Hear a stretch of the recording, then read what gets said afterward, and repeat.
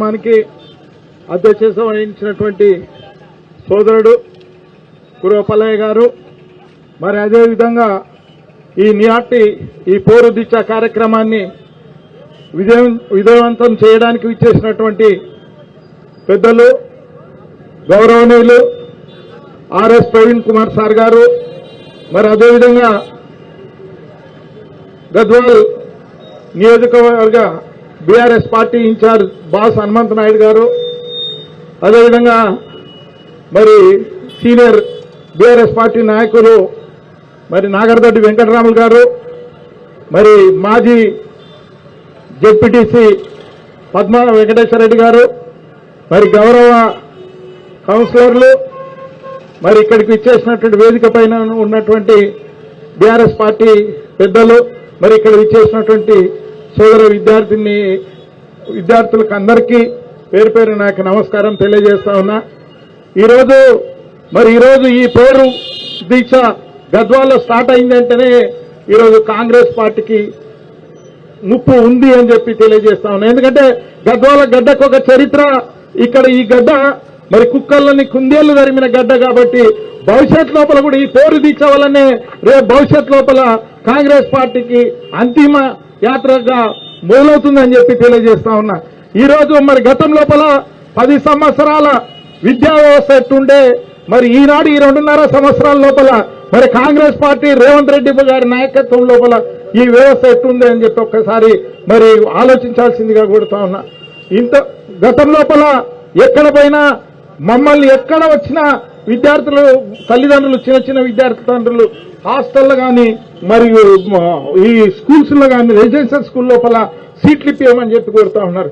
ఈ రోజు మరి పేపర్ తెరిస్తేనే ఏముంటదంటే ఉమ్మడి జిల్లాలో కాదు తెలంగాణ లోపల ఎక్కడ పోయినా రోజు ఒక హాస్టల్ లోపల విషపూరితమైన అన్నం తిని హాస్పిటల్ లోపల విద్యార్థులు ఉన్నారు, లేకుంటే ఈ అన్నం బాగలేక రోడ్ల మీద ధర్నాలు చేస్తున్నారు, లేకపోతే విషయం దాగి చనిపోతున్నారు అని చెప్పి రోజు పేపర్ చూడాల్సిన దుస్థితి కాంగ్రెస్ ప్రభుత్వంలో ఉంది అని చెప్పి తెలియజేస్తా ఉన్నా.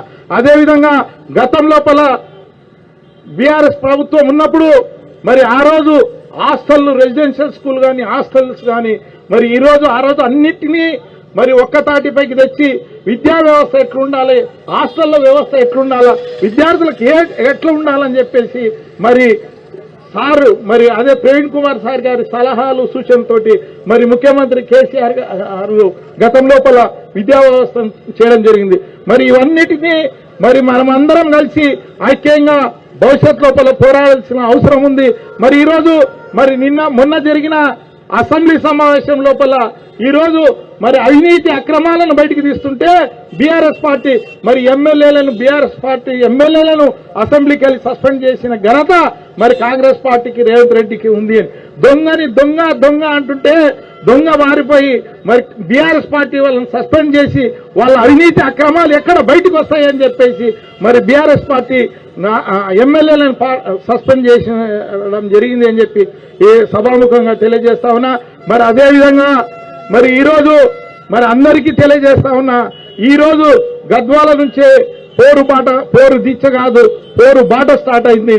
మరి కాంగ్రెస్ పార్టీ ఈరోజు గతం లోపల కేసీఆర్ గారి ప్రభుత్వం లోపల శివాలయం లేని ఊరు లేదు, కేసీఆర్ పథకం లేని ఇల్లు లేదు అని చెప్పి ఉంటుండే. కానీ ఈరోజు కాంగ్రెస్ ప్రభుత్వం లోపల పథకాలు లేవు,